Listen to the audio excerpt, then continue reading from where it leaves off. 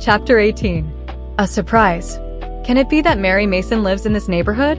Nancy Drew asked herself in surprise. There could be no question as to the identity of the girl, for she was now close enough for Nancy to see her face distinctly. She wore a neat silk frock, simple in line but unmistakably new and expensive. Nancy's first inclination was to call to her, but upon second thought she decided that such a course would be foolish. It was doubtful that the girl would tell her anything she wanted to know, and by waiting and watching she might learn something to her advantage. Accordingly, she crouched lower behind the steering wheel of her roadster, hoping that she would not be observed. Unaware that she was being watched, Mary Mason continued down the street, swaggering a trifle as she walked. Nancy saw her turn in at a dilapidated old house. She paused on the porch, fumbled in her bag for a key, then unlocked the door and entered. That's where she lives. All right, Nancy Drew decided as the door closed behind the girl. Lucky for me that I came this way. It was with considerable misgiving that she surveyed the house. From the road the place appeared deserted. There's something mighty strange about that girl's actions, she thought. Surely, she wouldn't live in a place like this unless she were reduced to the lowest sort of poverty, and her clothing doesn't indicate that. While Nancy was debating what to do next, she heard the rumble of a delivery auto. Glancing up, she was astonished to see it come to a stop in front of the house Mary had entered. Taylor's store, Nancy murmured, reading the red sign on the outside of the delivery wagon. Why, that's the largest department store in River Heights. I wonder why it's stopping here. Evidently the driver was somewhat nonplussed at the appearance of the dwelling, for he studied the number a moment, glanced at a paper in his hand, and then scratched his head in a puzzled sort of way. I guess this must be the place, all right, Nancy heard him mutter. He shut off the motor and climbed out of the van. Going around to the back, he unlocked the rear doors and took out a number of packages. They were all sizes and shapes, but one was round like a hat box and another looked as though it might contain a dress or a coat. In all there were 7 packages. My goodness, those things can't all be for Mary, Nancy told herself. Surely, she can't afford them. The driver of the van hurried up the walk to the house and knocked firmly on the door. There was a long wait, and it was not until the man had called out impatiently, "Taylor's delivery," that the door swung open on its rusty hinges. Nancy saw Mary Mason take the packages. She then closed the door and the driver went back to his wagon. He climbed in, started the engine, and went clattering on down the street. I'd like to see the inside of those packages, Nancy told herself, but I can guess what they contain. It beats me where that girl gets the money for all her finery. Of course, she may buy on credit. She realized that such a possibility might put an entirely different face on the situation.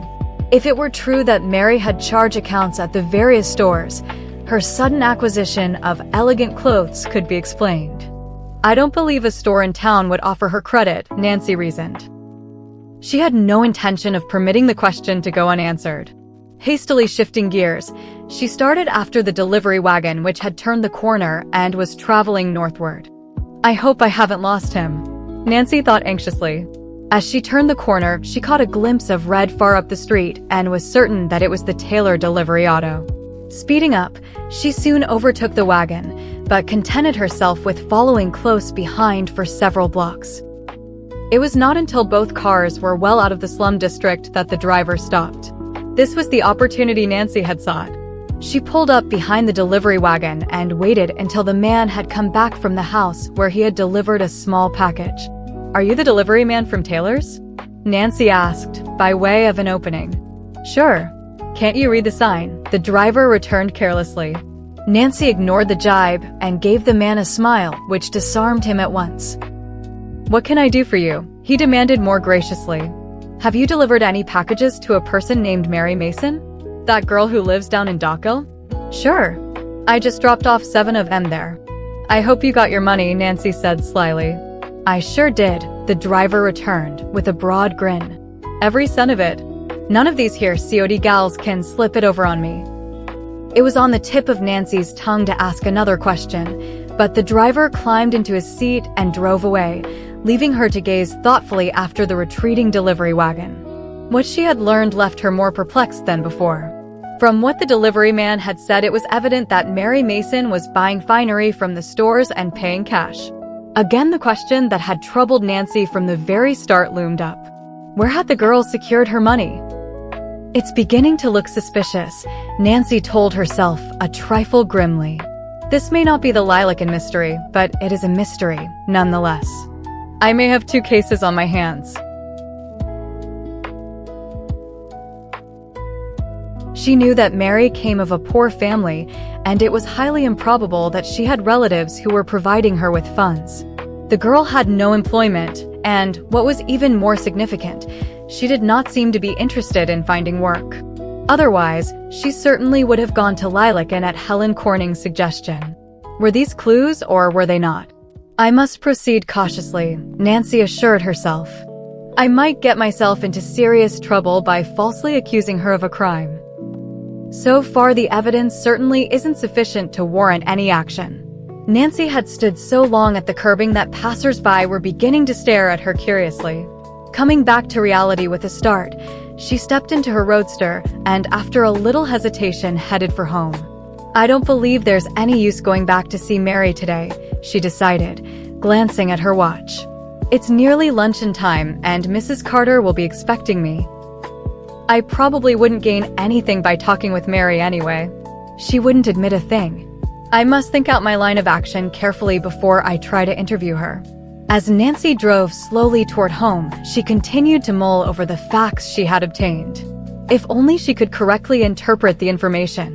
In reviewing everything she knew about Mary, she recalled that when the girl had called at her home to secure work, she had appeared earnest enough. Apparently, she had come into her money since that date and had consequently lost her desire for employment. The thing that puzzles me is how she happened to get money just about the time of the jewelry robbery, Nancy mused. Of course there may be no connection, and again there may be. I remember she seemed startled when I mentioned that my father was a criminal lawyer. It seems to me she wouldn't have acted that way if she hadn't been up to something dishonest. And yet, in all fairness to Mary Mason, Nancy was forced to admit that in her eagerness to find a clue, she was getting the cart before the horse. It was true the girl had refused employment at the Drew household, seemingly because she was afraid of Nancy's father, but at that time the Crandall jewels had not been stolen. Perhaps her money had been secured from a previous dishonest deal. If such were the case, Nancy, in trying to pin the Crandall robbery upon her, was following another false clue. Oh, it's all a dreadful mess, Nancy thought in despair. Every day, in every way, I'm getting in deeper and deeper.